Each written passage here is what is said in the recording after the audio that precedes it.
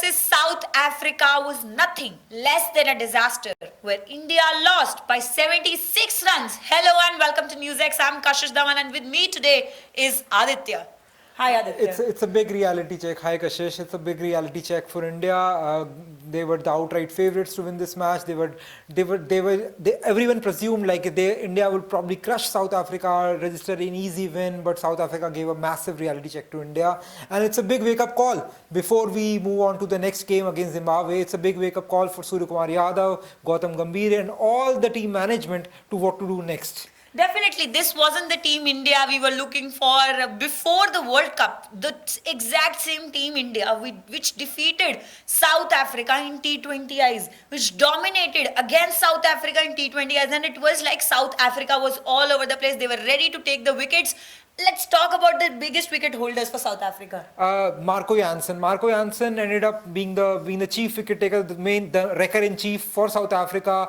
He picked up 4 wickets, gave away only 22 runs, and he was the main wrecker in chief for, if you talk about who picked up the most wickets. And after Jansen, it was Keshav Maharaj. He actually, that was the turning point for me, because after losing half a side, India started the rebuilding phase. Hardik Pandya and Shivam Dube were at the crease.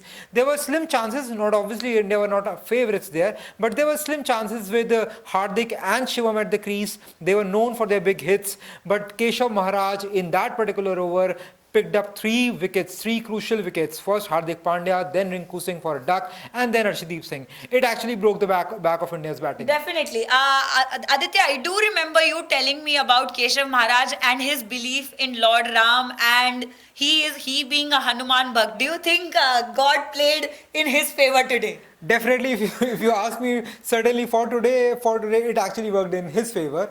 Yes, there's a story. Keshav Maharaj is an Indian origin player, but he's a proud South African. He represents South Africa and takes a lot of pride in representing the Rainbow Nation.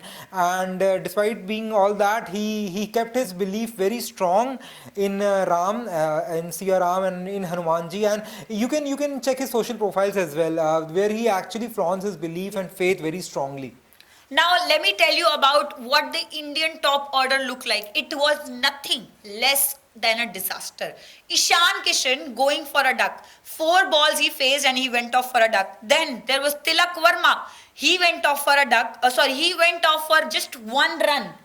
We didn't see much of a performance coming in from Abhishek Sharma also today. Obviously. Abhishek actually opened his account in the T20 World Cup, but again, what was expected from him was the big score, exactly. But he actually managed to score only 15 runs.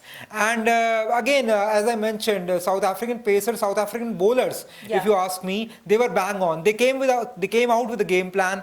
Aiden Markram started the bowling, and the captain himself took the onus on himself, and he managed to take the wicket of the informed Ishan Kishan for a duck, which was a massive blow to India early on. And then the South African pacers combined, and actually they jolted the Indian batting attack. And apart from Shivam Dube's 42, he was a lone warrior for India, if you ask me. He was trying to score some big runs, but again, he got no support from the other end, and it was a disaster for India. It definitely looked like a disaster, but when it was the first innings, me and Aditya were following the match, and it actually looked like India had all in control, but we were just worried about one player, and that very one player changed the entire match for India. Absolutely. I personally think David Miller, we should not forget the innings of David Miller. After losing early wickets, South Africa were looking in a lot of trouble, if you ask me.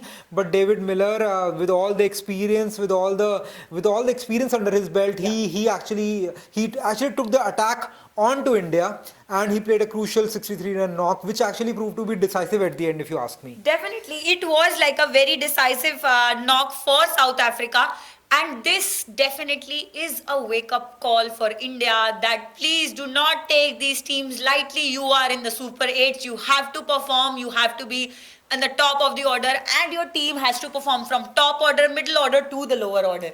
Absolutely, and with only two matches remaining against Zimbabwe first on Thursday, and then next Sunday we'll be meeting West Indies, who are also the two-time winners of the T20 World Cups. So I personally think it's now or never for India. They cannot afford any more slip-ups, so they have to register comprehensive wins because India's net run rate also has taken a huge hit after this massive 76-run loss. Definitely. We'll be following all these matches very closely for you and bring you all the latest updates. All you have to do is keep watching NewsX. For more such videos, subscribe to the NewsX YouTube channel, hit the bell icon.